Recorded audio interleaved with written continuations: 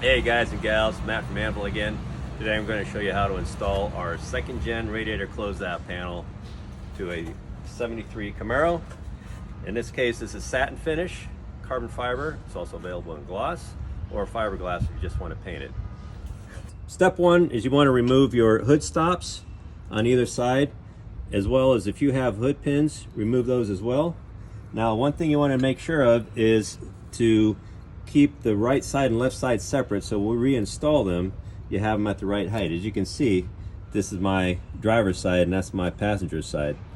Now if you have those hood stops already set, you can just screw them back in, tighten them down, and you're ready to go. Step two, you want to mask off this area here, especially if you have a steel nose piece. In this case we have our carbon fiber nose piece, but you don't want to chip the paint and you don't want to scratch your panel. So in these areas here, I put some masking tape also here on this flange, and I do it on both sides. Latch back to get it under there and install one side at a time. And what you want to do is, you see how it's got this flange here, you got to work that under the corner here and then work this corner here. And this is the trickiest part right here, because you got a sort of a corner fighting against the core support. Once you get that in place, that falls in, and then you do this side here. And the panel will flex quite a bit, so you don't have to worry about that. And put that under this flange, okay, under the flange there. And you'll see it falls into place.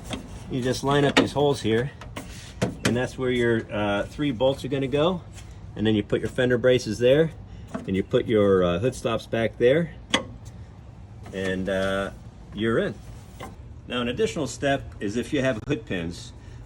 This car is equipped with hood pins, but we have this block that actually makes the hood pin offset back. But for this case, we'll just pretend that this extra hole here would be your hood pin hole. You can use clay. This case, I use silly putty. It's pretty cheap. You can get this at Walmart pretty cheap. You can get a couple pieces of it and put it on the bottom of your panel about where you think you're going to need to drill for your hood pin. So we're going to just put a dab there, put another dab on the other side. Make sure it's stuck on there real good, because otherwise it's going to stick to your core support instead of your panel, because you want to drill your panel, so you need to have it stay stuck on your panel. Then reinstall it.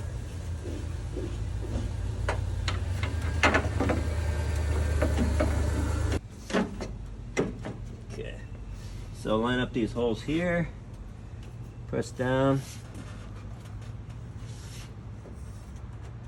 then you take it back off. So you can see where it went through the hole, so that's where you're going to drill, right in the middle of that. So what you want to do is start with the pilot hole, drill through this side with a smaller drill bit, turn it over, and then drill through this side. First cover this with masking tape so it doesn't fray the carbon fiber. And since the hood pin's a pretty good size diameter, I would sneak up to it. I'd probably use 3 or 4 different drill bit sizes, and the last one have a drill bit that's just smaller than what you need, and then drill your final hole. Now of course you can hide any kind of fraying or whatever with a washer under this nut here once you go down and push it down there, and this could also help keep this in place.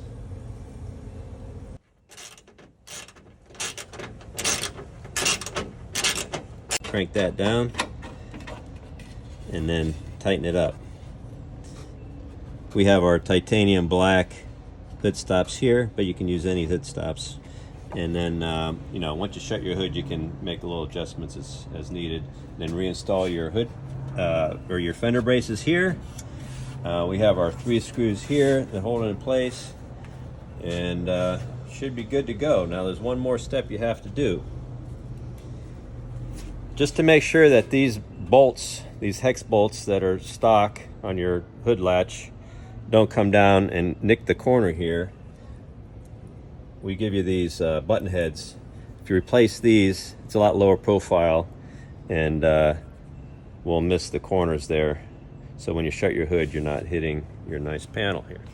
Replace one or two at a time so you don't lose exactly where your hood latch is attached, because it is somewhat adjustable. It has some big holes in here, and if you just do one at a time, your hood latch should stay where it was before. Okay, so that's pretty much it. We've installed all the screws. We put our fender braces back, our hood stops, and if you have hood pins, you might have a hole somewhere in here, and just reinstall your hood pins. Shut your hood and check your hood stops and your hood pins that they're in the right location. And if everything's good, just tighten everything down and you're good to go.